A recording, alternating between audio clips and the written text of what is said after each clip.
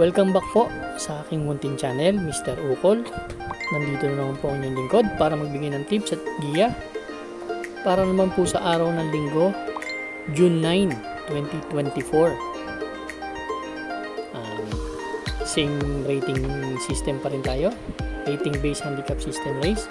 Ganun pa rin, 7 kalahok pero 2 PM na ang start ng karera. Medyo mas maaga po. Bati tayo. Belated happy birthday kay Edgar Utak Pepino. Pagbati galing sa kanyang better half, Lolita Pepino. Juan Uy, Kagawad Noneng Terano. Manuel Tandes. Kay Boss RB Borja. Congrats boss, sunod-sunod. Trifecta. Shoutout din kay kila Boss Jojo de los Santos. Shoutout sa inyo lahat. Jeffrey Rodriguez, AG Villasis. Start na po tayo. Race number 1 po. Ito po yung start ng ating winner take all event, covers races 1 to 7. Dito meron tayong 7 kalahok, distansya 1,400 meters.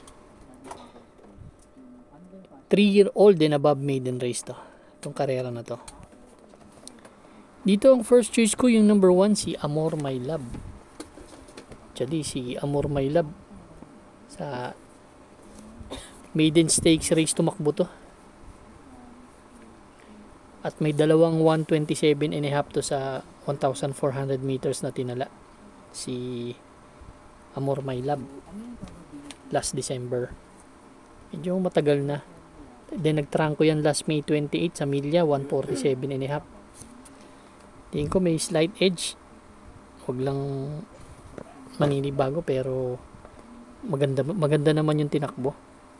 Second choice ko yung number 4, itong veteran campaigner na to. Veterano na. Huling takbo nito ni American Ford, segundo kay Authentication, 130.1 tinala. Nagamay agad ni EL Blanca Flor. Kaya tingin ko ito yung may panalo rin. Sasama kong third choice, itong number 6 si Sunny Nature, pang winner take all.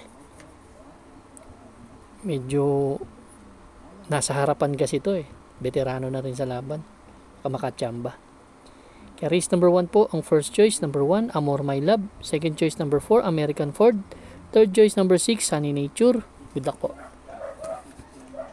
Race number 2 na po tayo, bayang karerista. Ito naman po yung start ng ating Pick 6 event, covers races 2 to 7. Meron tayong 6 na kalahok. Distansya, 1,400 meters. 5 split non-placers ng grupo na to. Medyo mababang grupo. Ang first choice ko dito, number 1, si Winsome Maxine. Actually, si Winsome Maxine, hindi maganda yung tinatakbo na karaan. Pero, hindi lang, mabigat lang yung laban, tsaka hindi maganda post position. Gusto ko to si Winsome Maxine kasi, gamay ni JT Pabilik to. Pwedeng mauna dito sa laban na to. May 129.5 naman yan sa 1,400 meters. Tsaka yung kabayo na yan, sa 1,400 meters na nanalo, kaya baka hindi nila malutya. Second choice ko yung number 6, si Princess Belle, na tingin ko llamado dito.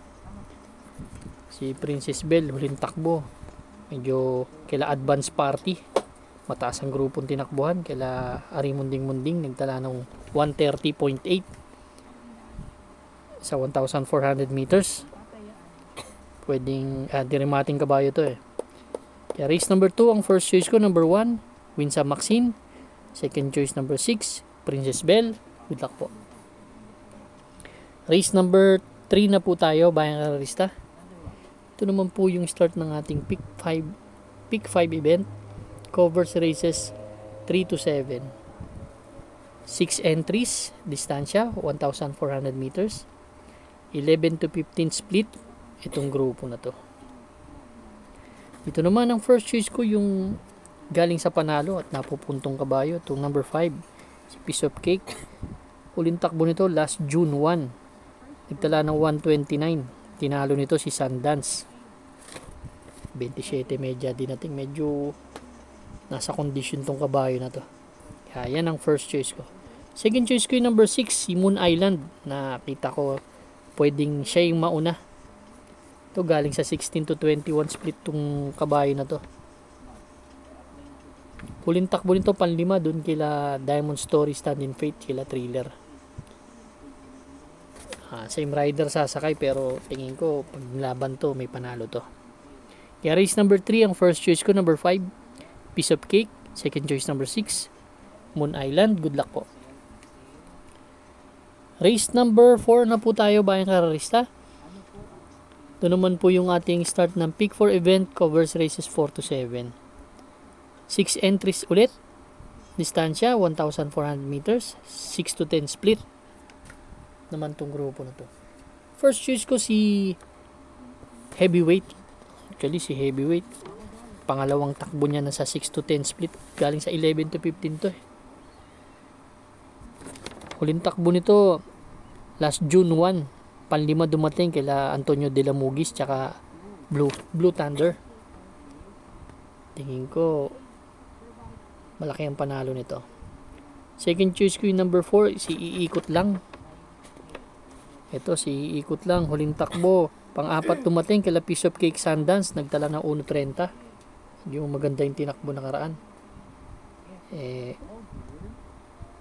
Tingin ko pwedeng mauna or segundo pwesto lang dahil andyan yung 1 for the road. Matulin to eh. May remate rin naman tong, may tagal naman to, iikot lang, kaya ito yung second choice ko. Kaya race number 4 ang first choice, number 2 Heavyweight. Second choice number 4, iikot lang. Good luck po. Race number 5 na po tayo bayang kararista. Ito naman po yung last extra double natin, last DD plus 1 event. Dito naman 6 na kalahok, distansya 1,400 meters, 11 to 15 split. Ang first choice ko dito yung number 5, si Thriller. Si Thriller huling takbo last June 1 din. Tercero dumating to kay Diamond Story, Stand in Faith, nagtala ng 129.8. May tuli na kabayo. Tingin ko laki ng panalo. Second choice ko yung number 2, si Advocacy. Ito bagong baba to. Tumatakbo to sa 11 to 15, sa 16 to 21 eh. Kaya malaking panalo sa akin ito. Kaya bagong baba to. Kaya race number 5 ang first choice ko. Entry number 5 Thriller. Second choice number 2 Advocacy. Good luck po. Race number 6 na po tayo bayang kararista, the penultimate race. Dito naman sa race number 6 meron tayong 8 kalahok, distansya 1,400 meters, 34 to 39, 40 to 46 merge. Itong grupo na to, class 3 and class 4 to. Medyo matataas na laban to. Ang first choice ko dito yung number 2, si Diversity. Si Diversity galing sa bakasyon to, hindi naman matagal. Huling takbo nito last May 31, galing pa sa panalo. Ang tinalo nito si Mimbalot Falls, tala ng 155.4 sa 1,800 meters. Nanalo pa yan ng 2,000 meters pero ang hinete niyan si JT Sarate. Pero tingin ko mahusay naman tong kabayo na to. Walang problema ako dito. Pero magbibigay ako ng second choice dito, yung number 3, si Euroclidon. Si Euroclidon, medyo pang-apat lang dumating kila Andiamo Eferense, 127.5. Pero giant killer to eh. Itong kabayo na to, kung malulutya si Diversity ni, maraming naman mauna eh. Eye in the Sky, may tulin. Andyan si Sister Moon kung gugustuhin, si Asyong. Yan mga matutulin. Kaya kukuha ko ng panilat yung number 3, si Euroclidon. Para sa akin may tsamba. Kaya race number 6 ang first choice ko, number 2 Diversity. Second choice number 3 Euroclidon. Good luck po. Race number 7 na po tayo, bayang karerista. Last and final race for tonight.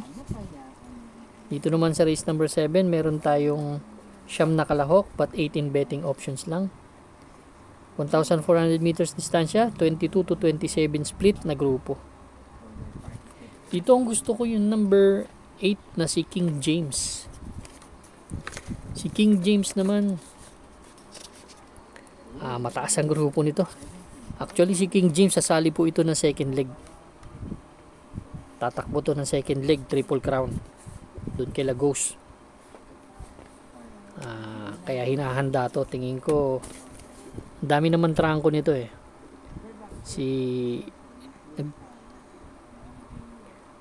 May best time to na 1:43 and a half sa 1,600 meters sa milya nung sumigundo to kay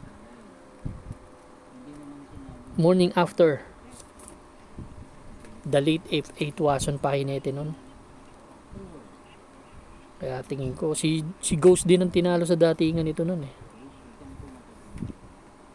Kaya tingin ko lamang sa akin to, number 8 King James. Susuluhin ko po. Good luck bayang karerista.